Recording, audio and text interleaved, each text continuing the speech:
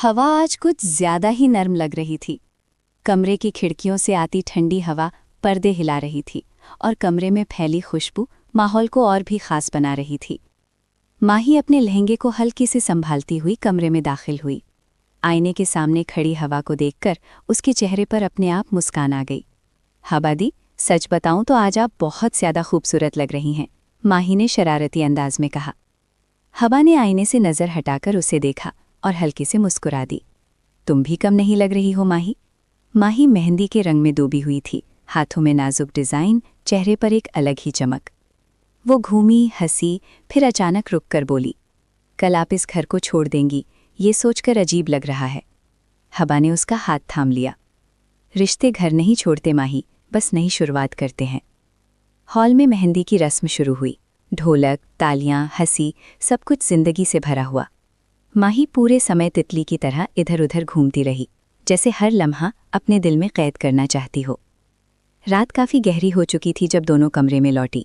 हवा फ्रेश होने चली गई और माही बेड पर बैठकर मोबाइल देखने लगी। तभी फ़ोन पर कॉल आया। नाम देखकर माही की भौहें ऊपर उठ गई। आरिफ। उसकी आंखों में शरारत चमक उठी। वो फ़ोन उठाने ही वाली थी कि कॉल कट गया। ये तो गलत बात है, वो खुद से बुदबुदाई। फ़ोन फिर बजा और उसी पल हवा वॉशरूम से बाहर आ गई। माही, मेरा फ़ोन, हवा ने आवाज़ लगाई। माही हंसते हुए दूसरी तरफ भागी। पहले बताइए, इतनी रात को कौन परेशान कर रहा है? हवा ने उसे पकड़ लिया और फ़ोन वापस छीन लिया। तुम्हारी क्यूरियोसिटी कभी ख़त्म नहीं होगी। माही ने मासूम चेहरा बना लिया।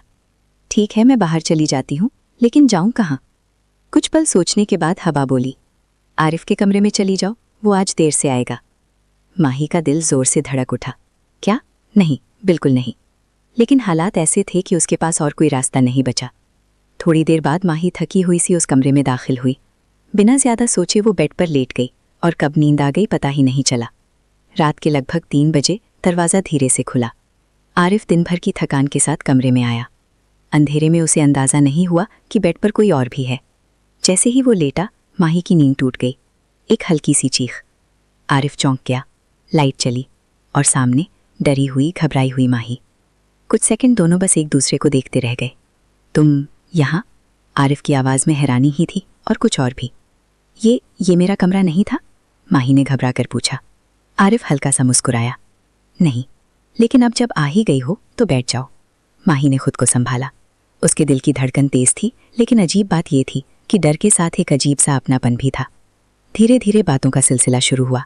पुरानी यादें, अधूरी बातें, वो एहसास जिन्हें दोनों ने कभी नाम नहीं दिया था। तुम्हें अंदाज़ा भी है, आरिफ ने धीमी आवाज़ में कहा, कुछ रिश्ते वक्त से नहीं, एहसास से तय होते हैं। माही ने उसकी तरफ देखा। इस बार नजरें नहीं झुकी। शायद अब मुझे समझ आ रहा है, वो हल्के से बोली।